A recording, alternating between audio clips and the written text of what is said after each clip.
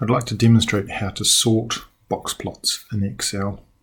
So I've got some data here with groups typed as words rather than using numbers. If I draw a box plot of these, it picks up the two variables, so the categorical variable group and the data in the data column, and it draws box plots for me, which is great.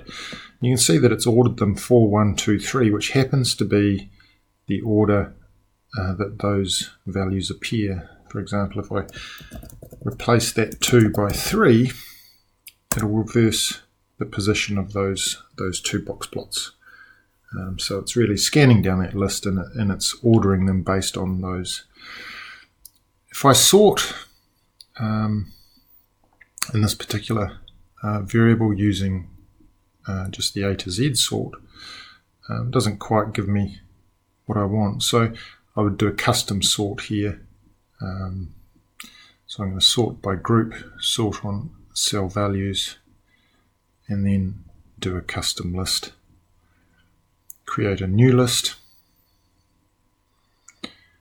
and I want 1 first, then 2, then 3, then 4. Add that and click OK and OK, and that achieves not only sorting that column but also reordering the box plots in that order that I want.